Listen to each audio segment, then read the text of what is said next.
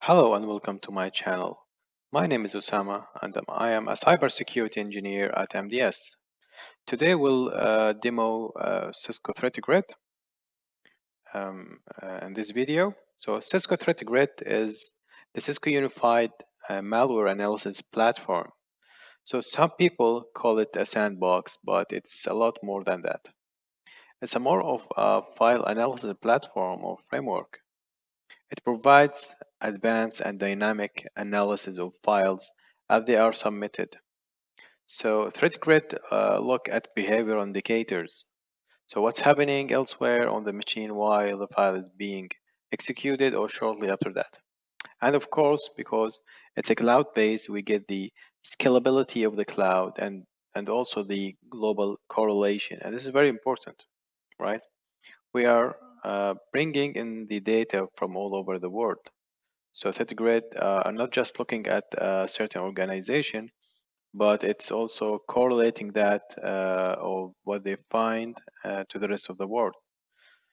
So things maybe not trigger at a highly level if they are hitting this organization, but maybe it's affecting that organization with much than that.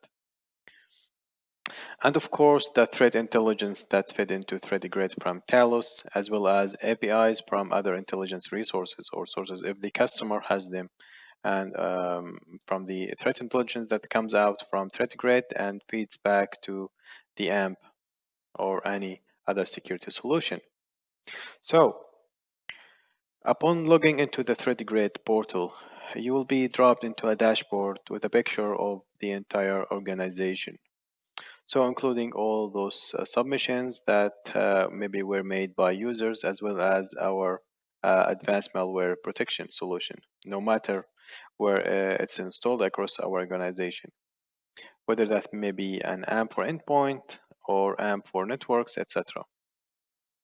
So at the very top here, um, we are going to see the most recent samples that that were submitted, and we can dig right and if there's something that we have recently submitted. We will also get a picture of our total submissions here.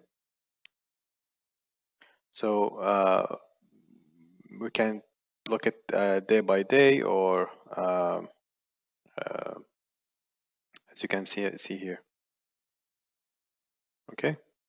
So we can also see how many of these samples are being completed and how many are not supported submissions that that's not supported by the environment. So maybe we need to do some other triage or some other forensic activities to perform on them. So we can also get a good look at what part of our environment or users are submitting our samples. So what we can see here is that we have certain users, a certain user that is submitting all the samples. And if we, I think we are checking the last 30 days. So most of the samples were submitted by this user, 26 samples. Most likely in an actual environment, you will see that there may be Meraki submitting, maybe for endpoint is submitting, maybe some users are submitting. So you'll see some names here. Maybe there's AMP for with the email, AMP with WSA if you have. Okay. Here we can see the submission environment. So we can see most of the submissions are for Windows 10, and this can give me an indication that if most of my users are running Windows 10, this is a good indication. Otherwise, if they are running Windows 7, then there's something wrong happening there. We can see here the submission file types and the percentage.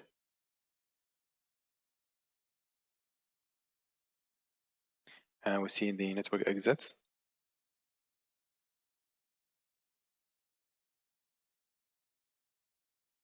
We also can see the top addresses. So the top addresses are going to show us the IP addresses that are correlated with these submissions. That may be IP addresses that are doing the submissions in case for AMP for endpoints or AMP for network.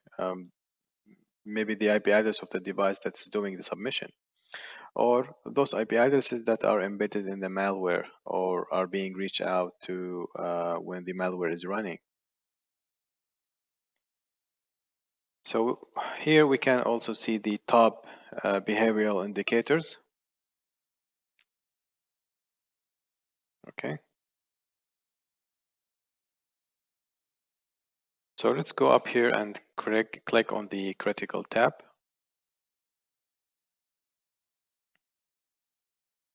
So we are going to see all these critical submissions that were made in our organization. So clicking here on the this arrow for one of these submissions, we will see a very quick overview of some of the details around the file. We can see the hashes that were made, and if we want to very quickly go into and pull some hashes, we can start looking for this file elsewhere. So maybe using AMP, for example, to see where all we have seen these files before.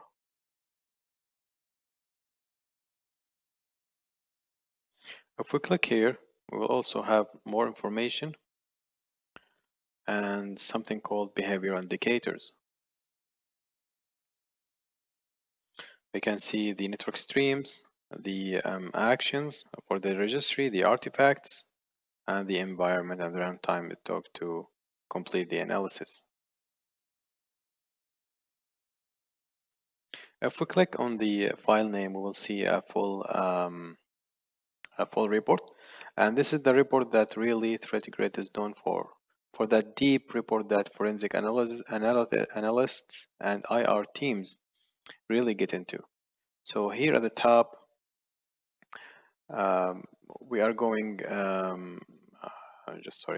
excuse me. So here at the top, we are going to see our metadata around the file, including the time it was committed, okay, and the time it took to, or the duration it took to run to our environment, and again those SHA hatches that are here and our behavioral indicators.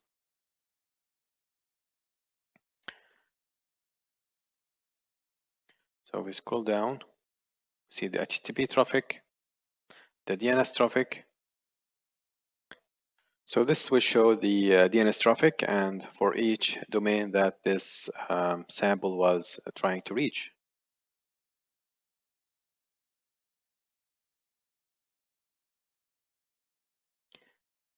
As you can see here, and we can also see the umbrella status for this domain. If there's any kind of TCP/IP streams.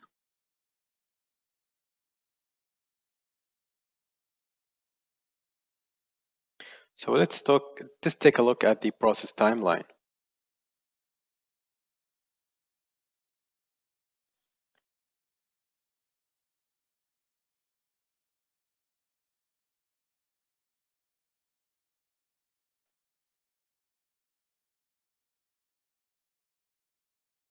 So here we can see everything that happened in that timeline fashion, and we can toggle on and off the filters here. So for example, if I need to see the file activity, I just need to uncheck these, and we can only see the file activity in this chart. If we click here on the process tree, so here we will give us a view of all those processes that we're running and how they are tied into a parent-child relationship. So the red circle around the process indicates our sample processes that we're running here, and you can see that if we click here, so there's a child.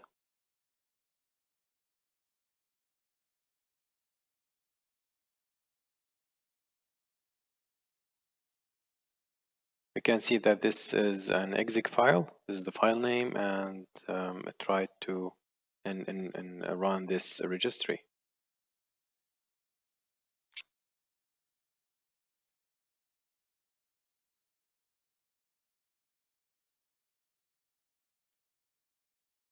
So we can also see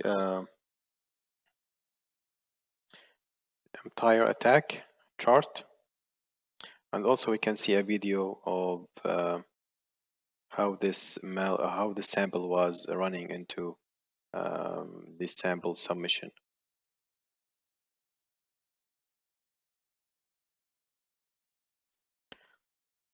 So the download button, or at the top here, we can download the original sample so I can run it on different sandbox.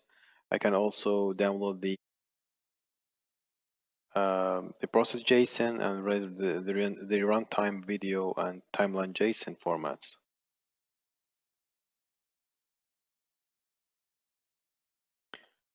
So that's it, everyone, and thank you for watching.